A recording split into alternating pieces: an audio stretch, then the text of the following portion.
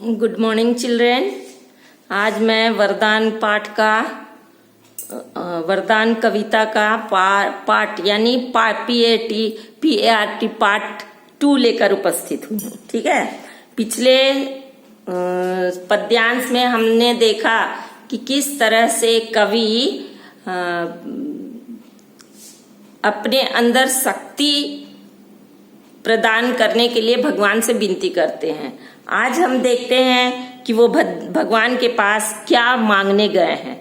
ठीक है, तो पहले मैं आपको उसका आगे वाला पद्यांश पढ़ूंगी, इसके बाद बताऊंगी। तो चलिए बुक निकालिए, सेम पेज नंबर 7 है। मैं पढ़ती हूँ और पढ़ के आपको समझाऊंगी। ठीक है। संसार के अनिष्ट अनर्थ और छल कपट ही मेरे भाग्य में आए, या तो भी मेरा अंतर इन प्रताड़नाओं के प्रभाव से क्षीण ना हुआ। यहाँ इन पंक्तियों में हमें कई वर्ड शब्द मिले हैं जो कठिन है। पहले मैं उसका समाधान कर देती हूँ। तो चलिए पहले देखते हैं कि सबसे पहला है अनिष्ट। ठीक है, अनिष्ट का अर्थ है अशुभता, बर्बादी।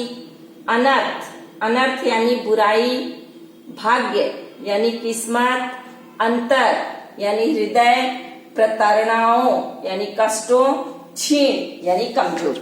ठीक है, तो यहाँ मैं लिखी हूँ और आप इसको देख के अपने कॉपी में लिखिएगा। वैसे भी आपको बुक से मिल जाएंगे। फिर अब मैं इसका भावार्थ समझाती हूँ, उस पे ध्यान दीजिए। चलिए, इस छंद के पंक्तियों में कवि कहते हैं कि यह संसार अनेक प्रकार की अशुभता, बुराई और छल कपट से भरा हुआ है। हे प्रभु, मुझे लगता है कि ये सारी अशुभता, बुराइयां और छल कपट मेरे ही भाग्य में आए हैं। इतने कष्टों और डांट फटकार से सताए जाने पर भी मेरे हृदय में आपके प्रति कोई गलत धारणा नहीं आई। मैं कमजोर नहीं पड़ा। मुझ में आपके प्रति विश्वास कम ना हुआ। अतः आप इस विश्वास को सदैव बनाए रखिए, यही मेरी आपसे प्रार्थना है। ठीक है, इतने ही वो मांगे हैं। ओके, तो अब इसमें से मैं जो शब्दार्थ लिखी वो देखिए आपका क्या है। अनिष्ट, अनर्थ, भाग्य, अंतर, प्रताड़ना और क्षीण, ये सारे शब्दार्थ का आप अर्थ अपने CW कॉपी में लिखिएगा। पहला काम शब्दार्थ उसका लिख लिए थे, ये दूसरा संदेश। अब क्वेश्चन में बोल रही हूं कि कवि का भाग्य किन चीजों से भरा हुआ है। यहाँ वो क्या समझे कि उनका भाग्य क्या चीज से भरा है। कवि का भाग्य संसार के सभी अशुभता, बुराइयां, छल कपट, धोखा, झूठ जैसे चीजों से भरा है। उन्हें ऐसा लगा। ठीक है, प्रताड़नाओं शब्द से कवि क्या समझाना चाहते हैं।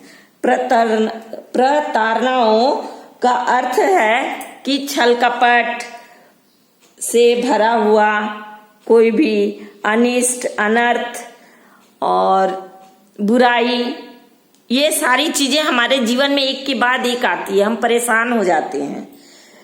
और यहाँ कवि कहते हैं कि ये हर व्यक्ति के जीवन में आता है, समय समय से। जरूरी नहीं कि सबके जीवन में एक साथ है, पर हर व्यक्ति के जीवन में बारी बारी से आता है। आज हमारे जीवन में सुख है तो किसी के और जीवन में दुखी है।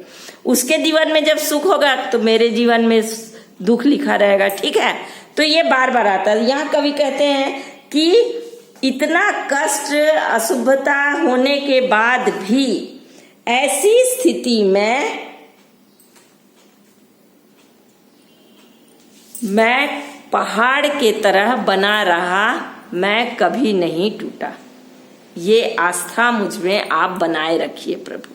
ठीक है, तो ये दूसरा क्वेश्चन है आपका कि ऐसी परिस्थिति, अभी मैंने जो परिस्थिति का वर्णन किया, ऐसी परिस्थिति में व्यक्ति के अंदर क्या विचार आता है, किसी भी व्यक्ति में कौन सा भाव आता है। जब हमें बहुत दुख तकलीफ होने लगती है तो हमारे अंदर क्या विचार आता है बताइए। हम बोलते भगवान है ही नहीं, जितना दुख है सब मेरे ही हिस्से में दे दिया है, भगवान नहीं है, ये विचार हमारे पहले आता है। हम उससे पहले नाराज हो जाते हैं, भगवान नहीं है, वो हमारे लिए कुछ नहीं कर पा रहा है, हम बदकिस्मत हैं, लाइक दैट, इस तरह के बहुत सारे चीज आता है। लेकिन कवि क्या कहता है, ये ज्यादातर होता है। इसीलिए मैंने एक प्रश्न आपसे पूछा कि ऐसी परिस्थिति में मनुष्य में क्या विचार आते हैं, किसी भी व्यक्ति में क्या विचार आते हैं, ये क्वेश्चन है। उत्तर है, ऐसी परिस्थिति में व्यक्ति का अंतर यानी हृदय क्षीण हो जाता है, यानी कमजोर हो जाता है, और ईश्वर के विश्वास के प्रति उसका विचार भी कमजोर हो जाता है। जैसे कि मैंने अभी बताया कि वो सोचने लगता है कि ईश्वर नहीं है, मन में बहुत गुस्सा हो जाता है। नेक्स्ट, इस पद्यांश में कवि